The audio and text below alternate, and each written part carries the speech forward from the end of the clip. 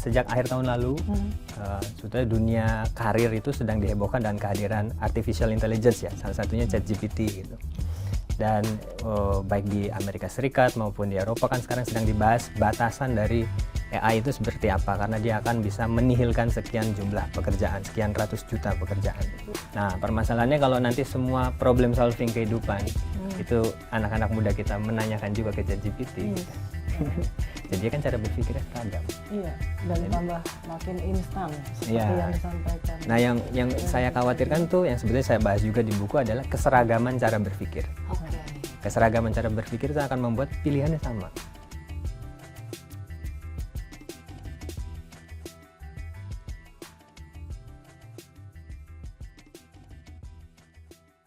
Hai, ketemu dengan edisi perdana dari podcast penerbit buku Kompas. Seru tapi penting. Saya Fenty Effendi ditemani oleh Bernada Rurit dan tamu kita, Mas Doktor Muhammad Faisal. Oke, kita mau bahas topik yang seru ini. Karir anak muda terancamkah oleh AI? Oleh you juga? Atau oleh Mas Dokter juga, apa sih yang mengancam karir itu? Dan kita punya dua buku nih yang mau kita bahas. Pasar dan Karir, itu dari aku, dari Rurit sendiri.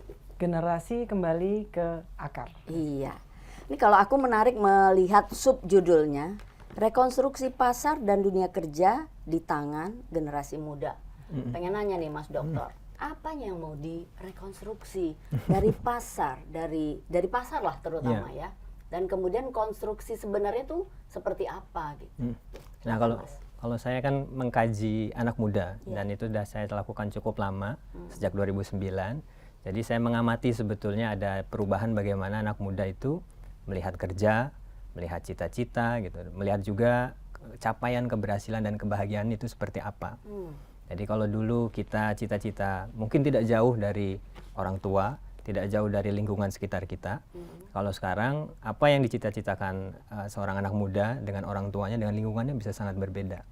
Dan itu juga nanti mempengaruhi juga bagaimana mereka menjalani siklus aktivitas hidup. Misalnya kalau dulunya orang tuanya seorang teknokrat gitu, atau kerja sebagai PNS ya, belum tentu sekarang dia punya cita-cita yang linear gitu. Bisa jadi dia menjadi seorang YouTuber atau dia ingin menjadi reviewer, vlogger makanan gitu. Dan itu dia bisa mengambil informasi di luar dari apa yang tersedia di lingkungannya. Dia lihat saja, oh saya bisa punya karir seperti itu kok. Dan cara step untuk mencapai ke sana bisa tanpa sekolah misalnya, tanpa kuliah gitu. Dan itu yang nanti bisa merubah juga kan pasar, merekonstruksi juga kerja dan karir itu seperti apa. Ya. Tadi kalau aku tadi bilang soal rekonstruksi, apanya yang perlu direkonstruksi ya? Ini kayak ngomongin bangunan gitu ya, rekonstruksi gitu. Apalagi apa pembedanya gitu Mas Faisal? Pembedanya seperti ini ya, contoh sederhana, misalnya kan sejak akhir tahun lalu, sebetulnya dunia karir itu sedang dihebohkan dengan kehadiran artificial intelligence ya, salah satunya ChatGPT gitu. Dan baik di Amerika Serikat maupun di Eropa kan sekarang sedang dibahas batasan dari AI itu seperti apa, karena dia akan bisa menihilkan sekian jumlah pekerjaan, sekian ratus juta pekerjaan. Ngomong-ngomong soal menihilkan pekerjaan apa saja yang akan pekerjaan kreatif dari mulai penulis, lalu dosen juga kemarin juga ada sebuah gereja yang sudah pendetanya adalah ChatGPT, AI gitu kan. Dan juga banyak sih ranah-ranah lain pekerjaan terutama yang berhubungan dengan komputasi ya. Dan itu berarti ada sekian spektrum pekerjaan yang butuh berhitung atau akurasi dalam menuliskan kata-kata gitu. Nah, contohnya misalnya kalau ChatGPT sekarang ada rekonstruksi sebuah pekerjaan baru, yaitu sebagai prompter ChatGPT. Iya, jadi namanya prompt engineer. Jadi nggak semua orang fasih pakai ChatGPT kan ya. Jadi pada akhirnya ada prompt engineer. Jadi orang yang nanti kamu mau apa, nanya apa ke AI-nya, saya yang buatin promptnya. Itu yang saya maksud dengan rekonstruksi. Jadi bahkan ada rekonstruksi sebuah profesi baru gitu. Ini GPT ini membuat segala sesuatunya jadi mudah ya Mas ya. Terutama di dunia pendidikan gitu. Tapi ya sekaligus ancaman bagi dunia pendidikan. Teman saya dosen kemarin cerita karena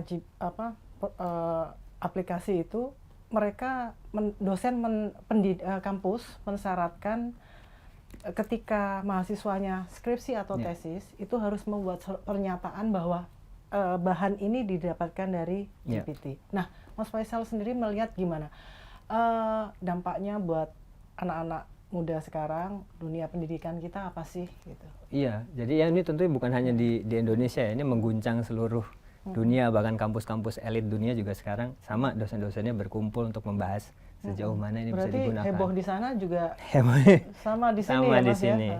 Jadi yang sebetulnya yang paling penting bagi saya adalah anak-anak muda itu satu kan literasi tentang internet secara umum gitu. Dan itu saya rasa juga masih cukup kurang di sini kan. Bagaimana memanfaatkan informasi dengan benar, membedakan informasi benar dan salah gitu. Dan lebih bagusnya lagi menurut saya adalah cara berpikir ya, cara berpikir yang sistematik itu seperti apa, mencari solutif itu seperti apa, problem solving itu seperti apa. Nah, permasalahannya kalau nanti semua problem solving kehidupan itu anak-anak muda kita menanyakan juga ke ChatGPT gitu. Jadi kan cara berpikirnya seragam. Iya, dan tambah makin instan seperti yang disampaikan. Nah, yang saya khawatirkan tuh yang sebetulnya saya bahas juga di buku adalah keseragaman cara berpikir. Keseragaman cara berpikir itu akan membuat pilihannya sama. Jadi kalau ditanya karir kamu apa, content creator, jadi sama semua. Nggak asik ya Mas dunia ini ya. Nah, jadi generasi muda kita yang tentunya kita harus lihat, misalnya demografi, corak masyarakat kita kan sangat beragam. Kekuatan Indonesia itu di keberagaman. Ada yang tinggal di pulau, ada yang tinggal di dataran tinggi, dataran rendah, itu cara berpikirnya beda. Karena mereka, sukunya. Ya sukunya, itu masing-masing hidup dengan kultur, dengan pola hidup yang berbeda-beda. Nah, dengan adanya ChatGPT dan AI ini, saya mengkhawatirkan keberagaman kita malah justru nanti jadi seragam.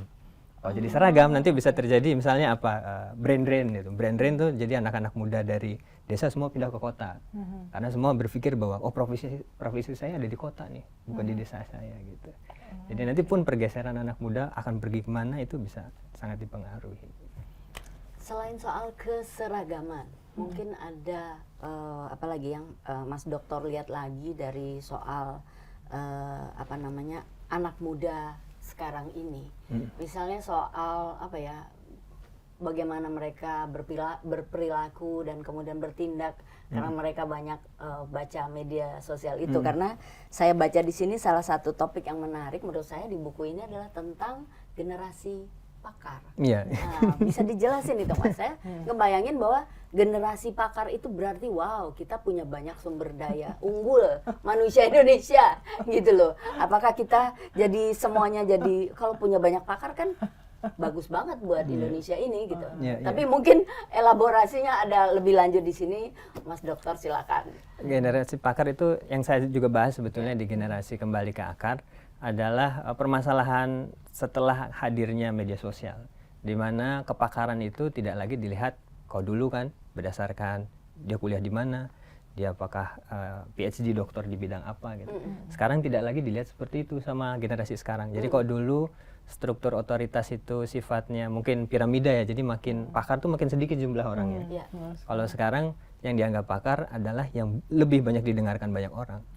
Jadi kalau likes-nya lebih banyak gitu. Followernya lebih banyak juga. Padahal secara gitu. kualitas belum tentu dia pakarnya sebetulnya. Kenapa? Karena memang ya lagi-lagi pasar itu telah mengkondisikan tokoh-tokoh influencer, key opinion leader ya, KOL itu kadang mereka dititipkan untuk menjadi juru bicara isu ini. Atau kamu juru bicara misalnya lingkungan hidup. Walaupun dia tidak paham sama sekali. Pada akhirnya kan generasi yang terpapar itu tidak bisa membedakan lagi siapa yang pakar kehutanan, siapa yang pakar climate change gitu kan. Nah, ini kalau Mas Dukun Mas sebagai futuris amatir ya, kalau keadaan ini berlangsung terus-menerus dan dalam waktu yang lama, apa yang akan terjadi dengan Indonesia? Waduh, apa ini pertanyaan besar. Ini Ya, kayak namanya ini Mbak ya, Dukun. mau debat itu ya, pemilu ya. Ya karena ngeri juga ya, banyak pakar sementara kualitasnya ya Mas Dokter aja agak khawatir. Ya, kekhawatirannya tentunya ketika pemahamannya itu semua hanya di permukaan. Jadi sudah puas dengan apa yang dipaparkan, yang kita bisa temukan di media sosial atau lewat ChatGPT jawabannya. Sedangkan yang dibutuhkan kan bagi Indonesia itu adalah anak muda yang tahu sampai mendalam sebuah perkara masalah, sehingga kita punya banyak expert yang sejati gitu. Nah, permasalahan lain yang makanya saya sebut buku Generasi Kembali ke Akar adalah terputus dari akarnya. Jadi karena tidak lagi berusaha mencari tahu identitas dirinya, daerahnya itu sebetulnya seperti apa, masyarakat kita itu seperti apa gitu. Karena hanya tahu tadi isu-isu Di permukaan. diskursus di permukaan gitu. Sedangkan untuk tahu jawaban, untuk memahami sebuah jawaban permasalahan kan kita harus terjun ke masyarakat untuk melihat di lapangan seperti apa gitu. Tadi menarik soal terputus sama akar, atau masih ada satu serat yang menyambungkan antara akar ini dengan dia, karena kalau nggak ada akarnya ya mati dong gitu ya. Keseragaman yang bahaya tadi kan Mas. Iya. Apakah kita harus pesimis? Apakah negara kita yang sangat kaya ini yang unik itu di seluruh di dunia ya gitu harus hilang karena ini gitu. Nah, permasalahannya kan sekarang generasi muda itu dikondisikan untuk siap terhadap masa depan. Ya ada teknologi, terakhir tuh berapa minggu lalu ada kacamata VR yang dikeluarkan oleh produk dari Amerika tuh yang sekarang katanya udah sangat canggih sekali. Nah, ini menjadi sebuah masalah ketika anak muda hanya melihat masa depan. Jadi mereka harus apa yang harus persiapkan. Jadi tidak lagi melihat masa lalu gitu. Nah, ketika anak muda padahal masa lalu itu sejarah terus sebetulnya masalah-masalah yang ada saat ini kan sebetulnya zaman dulu udah pernah terjadi. Berarti sejarah yang berulang ya Mas? Iya, sejarah berulang. Sudah ada solusi-solusi yang proven sebetulnya dari generasi terdahulu. Bahkan nggak usah jauh-jauh dari orang tua kita. Kadang generasi sekarang bahkan nggak nanya dulu ke orang tuanya. Iya. Bapak, Ibu dulu pernah ngadepin masalah gini nggak gitu. Nah, itu sebetulnya yang menjadi masalah bagi saya. Karena ada keterputusan tadi, maksud saya adalah terlalu dominan melihat masa depan. Takut banget sama masa depan. Apalagi the power of now-nya ya Mas ya? Iya, the power of now. Jadi sehingga melihat bahwa masa lalu orang tua saya, kakek saya tidak lagi relevan untuk saya tanyakan terkait masalah ini. Terkait masa depan. Terkait masa depan. Karena mereka bukan orang yang kayak saya terpapar medsos, Iya, saya betul. punya teknologi, itu orang tua. Benar. Tapi kan saya pikir itu bukan cuman bukan soal siapa atau soal salah benar kan, bukan gitu. Bahwa kalau anak muda itu kan baiknya juga harus dicolek dong sama orang tuanya gitu. Misalnya jangan cuman kalau nggak salah saya juga dibaca di sini penelitian atau hasil risetnya Mas Faisal, Mas Dokter bilang bahwa ada penelitian yang bilang anak muda sekarang ini ada yang nggak nambah teman baru sama sekali. Iya. Itu agak gimana ya, padahal dia pegang gadget gitu.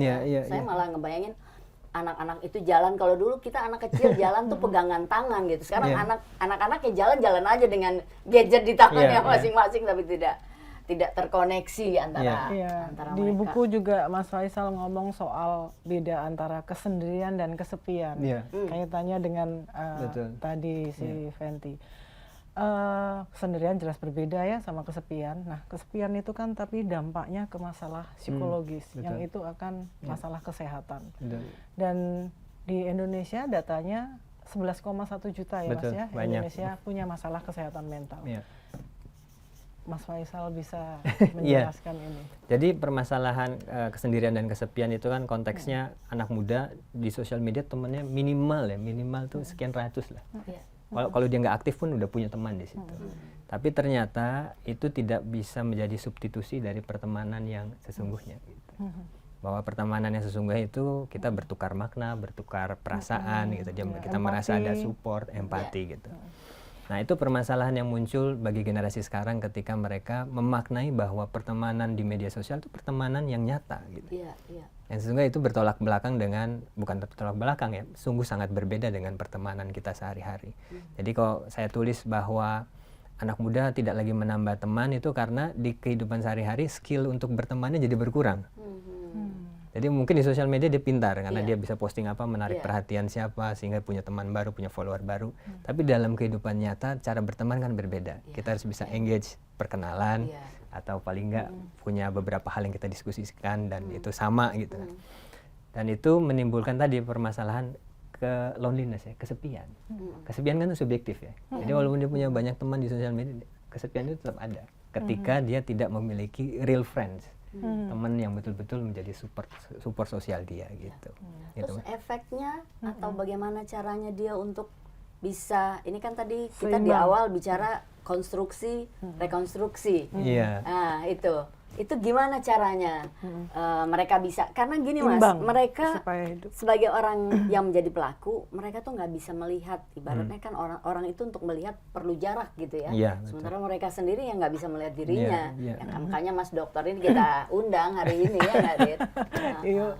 Ya, kalau di buku Generasi Kembali ke Akar, saya membahas tentang detox dunia digital ya. Oke. Sesuatu yang sudah banyak dilakukan bahkan tokoh-tokoh influencer ya di berbagai belahan dunia. Jadi mengambil jarak dari sosial media, atau paling tidak untuk periode tertentu dia tidak bermain sosial media. Karena ternyata mereka mendapatkan pencerahan, perubahan hidup itu ketika membatasi atau ya aku tidak mau lebih dari sekian jam dengan screen time gitu. Dan hasilnya lebih produktif ya Mas? Nah, nanti kaitannya berikutnya dengan produktivitas. Kalau di buku Pasar dan Karir aku bahas tentang circadian rhythm ya, siklus hidup. Siklus hidup itu dari mulai bangun sampai tidur. Karena siklus hidup anak muda sekarang beda. Ya kan, bangunnya jam berapa, tidurnya jam berapa, kapan dia punya mood untuk kerja, harus mood dulu. Kalau dulu kan mood nggak mood ya Harus kerja aja. Nah, itu nanti merubah itu. Jadi ketika nanti sudah bisa berjarak, jadi tidak ada distraksi, sejam pun bisa jadi sangat produktif. Selama tidak terdistraksi kan. Kalau ada yang kerja 2 jam, 3 jam, tapi dikit-dikit buka YouTube, cek Instagram, atau cek apa yang lain. Meskipun itu selalu diomongin para orang tua sih ke anak-anak, kamu mana sih nih handphonenya, semua disimpan gitu, hari Sabtu jangan, misalnya begitu ya. Tapi saya ingin lebih lanjut lagi, efeknya apabila sangat teralienasi begitu ya, bisa dibilang ya, dengan dunia nyatanya, itu efek bagi anak-anak muda yang terlalu bergantung kepada dunia mayanya itu seperti apa? Karena di dalam buku juga disebutin, saya lupa tadi apakah saya udah bilang soal kepakaran sesaat itu, dan saya baca benar-benar bahwa anak muda sekarang kalau bisa jadi kamu itu ahli untuk pekerjaan kamu sekarang, tapi belum tentu kamu itu akan tetap ahli untuk masa depan. Atau ketika mereka semakin beranjak usianya gitu. Mungkin bisa dijelasin itu Mas, karena mereka nggak ngelihat itu. Jadi kunci keberhasilan kalau menurut kajian psikologi, dan bahkan itu sebuah kajian yang ada di era ketika The Great Depression di Amerika Serikat, anak-anak yang keluar dari The Great Depression itu adalah anak-anak muda yang dari bawah garis kemiskinan. Karena mereka itu striving ya, dia punya kegigihan, terus pengen kenalan sama orang gitu dan sebagainya. Malah ketika Great Depression, anak-anak dari kelas menengah ke atas itu ini gelisah, terus nggak produktif gitu kan. Jadi sebetulnya yang saya maksud adalah kepakaran saat ini. Kadang anak muda tuh ngeliat, oh ini sekarang saya udah bisa dapat duit nih dari TikTok gitu. Dia ngerasa bahwa ini akan long lasting, forever dengan ini gitu. Sedangkan teknologi terus berubah, sebetulnya yang membuat seseorang itu bisa sukses misalnya dalam dunia content creation kan kreativitas atau etos kerja gitu, atau dia kegigihannya dia untuk misalnya punya schedule untuk membuat sekian posting gitu. Jadi sebetulnya bukan pada kreasi kontennya, tapi lebih ke etos kerjanya tadi itu. Jadi yang saya maksud adalah anak muda itu yang harus dibangun ya tadi etos kerjanya itu. Itu yang akan membuat dia selalu adaptif ke depan seperti apa. Akar juga kan itu ya. Akar juga ya. Oke, Ruben tadi udah mulai mau mangkap-mangkap ngobrol. Terpana dia sama Mas Dokter. Udah baca buku. Bukan. Tadi kan Mas Faisal bilang itu di Barat ya. Itu juga berlaku untuk Indonesia juga. Ya kurang lebih sama, Oh, yang karena soal- karena yang dikaji itu kan pada level psikologis gitu. Oh, oke. Bahwa dalam satu kondisi krisis seperti kemarin ketika kita alami pandemi gitu kan, kita bisa lihat psikologisnya bagaimana kelas menengah, psikologisnya bagaimana kelas bawah gitu kan. Jadi tentunya nanti akan strive setelah COVID kan yang punya daya juang, daya mental yang kuat gitu. Mas, ini kan saya mengutip Pramudia Anantatur yang ada di buku Mas Faisal. Iya. Sejarah Indonesia itu sejarahnya angkatan muda. Betul, ya. Gitu kan. Nah, saya mau mengutip tentang data bonus demografi dan data KPU kaitannya dengan anak muda itu akan menjadi dalam waktu dekat ini menjadi penguasa. Iya. KPU mengatakan bahwa pemilu sekarang ini pemilih muda dan pemilih mula itu ada 117 juta. Banyak banget. Banyak banget, Mas. Terus bonus demografi kita akan lebih dari 60% sampai tahun 2036. Bisa menjadi bonus tapi juga bisa menjadi petaka. Betul. Mas Faisal bisa mengomentari ini. Ya, bonus demografi itu kan peristiwa demografi yang langka. Jadi tidak selalu terjadi pada setiap negara atau pada satu periode tertentu.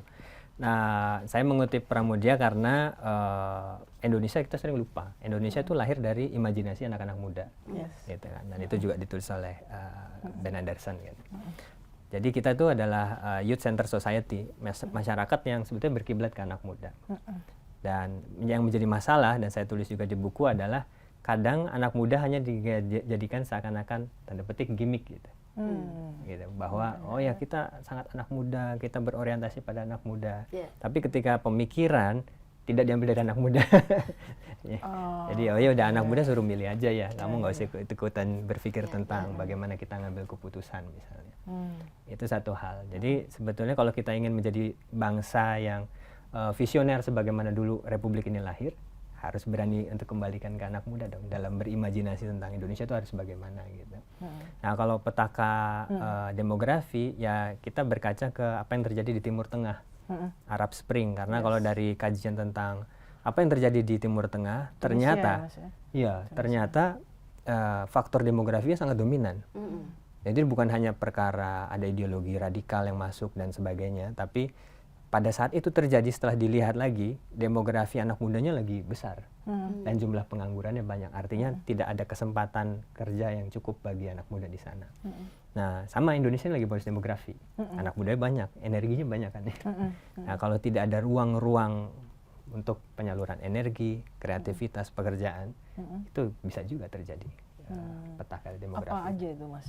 Ruang-ruang yang harus masif di kalau yang saya bahas di anak buku adalah misalnya berkaca ke ada sebuah lembaga di Kanada yang membahas tentang youthful city ya, bahwa kota itu sekarang harus menyesuaikan diri sama anak muda. Jadi fasilitas-fasilitas yang sederhana aja sebetulnya, bukan berarti harus ada wifi di setiap tempat gitu. Tapi menurut saya ruang publik. Jadi kalau dulu mungkin sesederhana kalau saya yang tinggal di Jakarta, lapangan badminton yang bisa jadi lapangan voli, malamnya jadi tempat nongkrong, main karambol gitu. Jadi ada interaksi antar warga, antar anak muda gitu. Yang sekarang pun di kota-kota besar saya lihat jumlahnya nggak terlalu banyak ya. Jadi kalau di perumahan itu kadang ada lapangan atau ada tapi misalnya ring basketnya sebetulnya udah nggak, tinggal papannya aja gitu.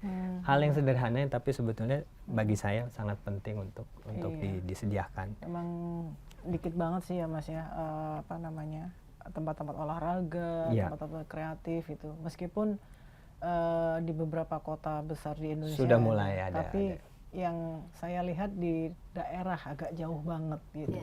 Jadi akan ada banyak kesenjangan juga antara kota besar sama kota-kota kecil atau gitu. pinggir kota, betul.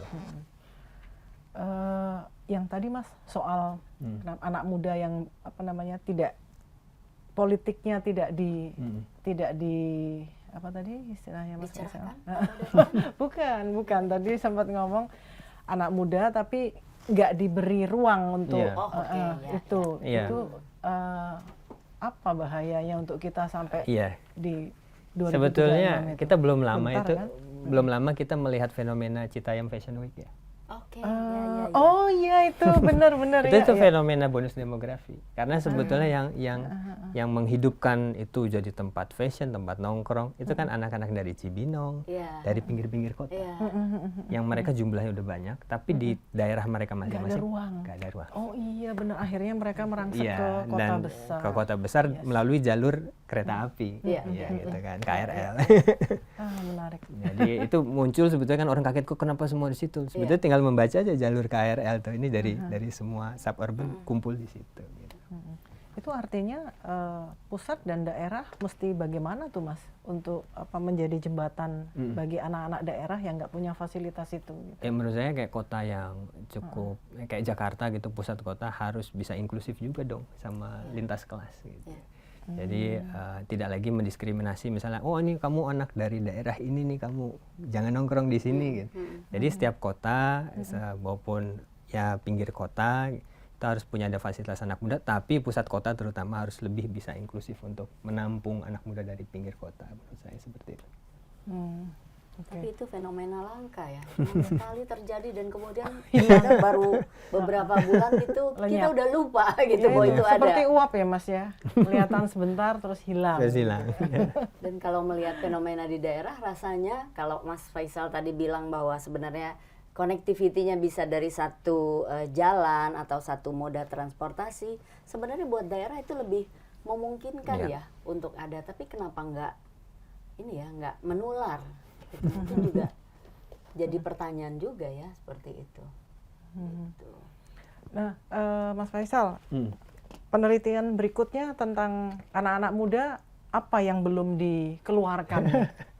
Sebetulnya saya lagi menyelesaikan naskah itu tentang parenting.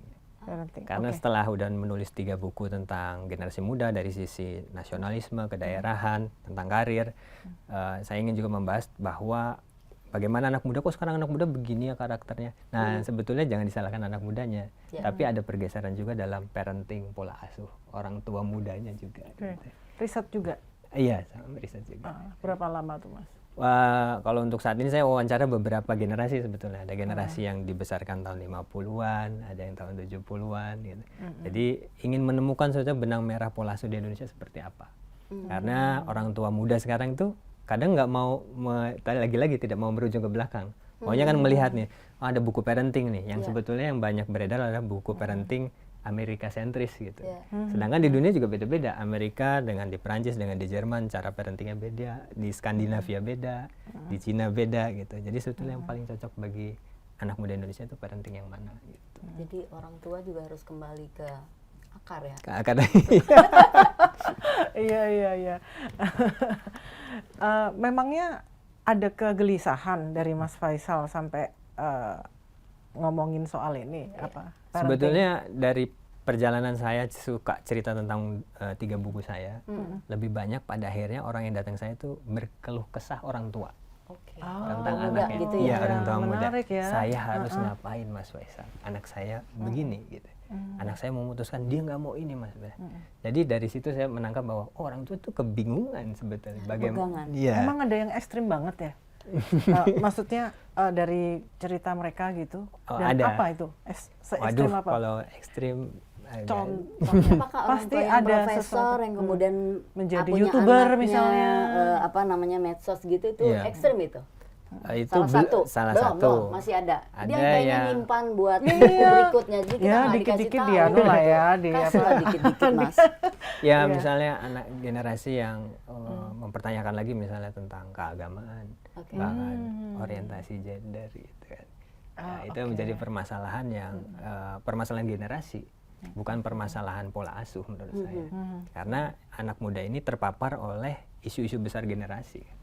Jadi saya ingin menulis buku parenting yang berdasarkan sudut pandang generasi. Yang pada umumnya sebetulnya buku parenting kan berdasarkan sudut pandang psikologi, ilmu psikologi perkembangan gitu. Jadi itu sih. Nah, di dalam buku juga Mas Faisal bicara tentang mindfulness. Kaitannya dengan tadi yang kita bicarakan, mereka larinya ke religius tadi ya, soal gender, dan tadi di awal banget kita ngomong soal kebahagiaan itu tadi. Apa relevansinya mindfulness dengan ini tadi generasi anak muda tadi Iya. dan ini apa Mas? Iya. Kalau di buku saya mengutip pada tokoh psikologi eksistensial namanya Rollo May. Jadi tahun 60-an tuh Rollo May sudah memprediksi, dia bilang akan tiba satu masa ketika anak muda akan menemukan berbagai kepastian tentang dunia eksternal lewat teknologi. Nah itu kan sekarang kan, ya. Nah ketika itu terjadi, anak muda akan mengalami kegelisahan malah, kata dia. Kenapa? Karena dia tidak lagi bisa mendengarkan suara dari dalam dirinya sendiri. Gitu. Jadi karena terlalu banyak dengerin dunia eksternal, jadi susah menemukan inner voice-nya lagi. Nah makanya mindfulness sekarang menjadi relevan lagi untuk bisa menemukan tadi suara diri tentang apa yang saya inginkan, apa yang saya tidak suka, kenapa saya sedih gitu kan. Nah makanya misalnya di indeks kebahagiaan dunia tahun ini kan itu ada 2 variabel baru. Ada variabel inner peace, ada mindfulness. Yang tadinya tidak ada. Karena itu dianggap sebagai sesuatu yang sangat penting bagi seluruh manusia di seluruh dunia saat ini. Gitu. Di anak muda sekarang ini pergeserannya gimana sih Mas soal mindfulness? Apakah lebih meningkat dari sebelumnya? Ya tentunya mindfulness itu kan kalau dibikin kontinum gitu, lawannya itu kan anxiety ya, kecemasan. Jadi selama anak muda FOMO ya, fear of missing out, gitu. Takut ketinggalan berita, takut ketinggalan itu, mau nyari tiket itu konser nggak dapat, semuanya jadi gelisah. Gitu. Maka tentu dia akan susah mendapatkan mindfulness. Nah sejauh ini memang sudah ada banyak ikhtiar dari ilmu psikologi, praktek psikologi, gaya hidup. Tapi yang saya ingin ajak bagi generasi muda lewat kembali ke akar adalah sebetulnya orang Indonesia itu mindfulness semua. Tapi ya. pakai tapi. Nah itu tadi. Nggak pakai tapi harus kita melihat ke diri kita sebagai misalnya orang Jawa, orang Sunda, itu sudah ada kearifan mindfulness, orang Minang, itu semua ada di dalam kebudayaan kita. Gitu. Ya, kembali lagi ke akar tadi tadi Ya, menarik ya. Iya. Dua buku ini menarik sekali. Kalau saya malah melihat ini buku yang bisa membuat kita ini ya, meliterasi diri sendiri sebenarnya, kembali membaca. Karena kalau nggak baca kan nggak bisa nulis juga ya Rit ya. Betul. Seru sekali ya ngobrol hari ini sama Mas Faisal, makasih banyak gitu. Kalau buatku nih buku bisa menjadi pendorong untuk kita tuh kembali ke akar kita, literasi, membaca supaya kita nggak lompat-lompat dari satu akar kemana gitu. Setuju nggak Rit? Setuju banget, dan anak muda menurut saya wajib baca buku ini ya. Karena referensinya banyak. Berapa sih Mas? Nggak ingat. Ada ratusan kayaknya. Ratusan ya. Yeah. Tapi aku pengen tahu juga nih, Mas Faisal ini, Mas Doktor ini senangnya baca, punya referensi atau ada buku yang belakangan ini oke buat Mas Doktor? Kalau untuk kajian tentang generasi muda ada dari Greg Witt dan Derek Bird, judulnya The Gen Z Frequency. Nah kebetulan masih kawan juga, dia peneliti di Amerika Serikat. Yang satu peneliti khusus Facebook, hanya meneliti Facebook itu bisa diaplikasikan secara produktif untuk apa. Dan satu lagi peneliti anak muda juga sama dengan saya. Dan mungkin sebetulnya kalau saya sendiri masih suka baca buku saya sendiri. Kadang saya lupa saya nulis apa. Jadi saya menganjurkan buku saya, Generasi Kembali ke Akar. Generasi Kembali ke Akar. Kalau sebagai pembuka. Makasih banyak Mas Doktor, Mas Faisal, para penikmat podcast penerbit buku Kompas. Seru tapi penting. Sampai ketemu lagi di lain waktu.